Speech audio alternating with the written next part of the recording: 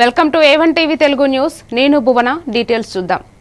కాకినాడ జిల్లా ముమ్మిడివరం నియోజకవర్గం తాళరేవు మండలంలోని శ్రీ భూ సమేత శ్రీ వెంకటేశ్వర స్వామి దేవాలయంలో ధనుర్మాసం సందర్భంగా గ్రామంలో లోక కళ్యాణం, ప్రజల శ్రేయస్సు, పాడి పంటలు, సుఖ సంతోషాలు కలగాలని లక్ష చామంతి పూల పూజను ఘనంగా నిర్వహించారు.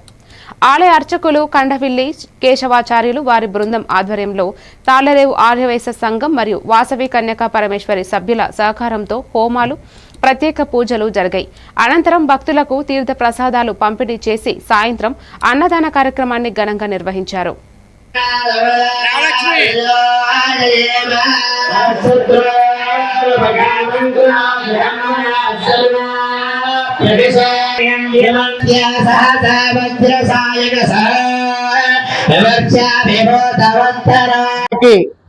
నియుత సంఖ్యాక చామంతి పూల పూజ కార్యక్రమం జరుగుతున్నది.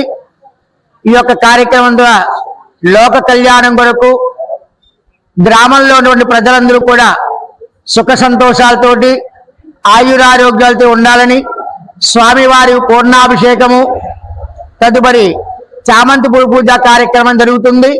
అందులో భాగంగానే హోమ కార్యక్రమం కూడా జరుగుతుంది. ఈ యొక్క హోమ కార్యక్రమంలో పూజ ఎంత అయిందో తద్దశాంశం తర్పణము, తద్దశాంతం కూడా హోమ కార్యక్రమం. సాయంత్రం 6 గంటలకి పూర్ణాహుతి.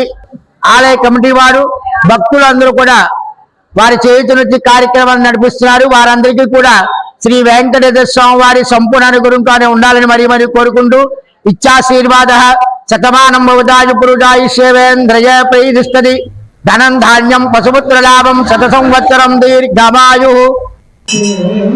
వరంగల్ జిల్లాలో రోజు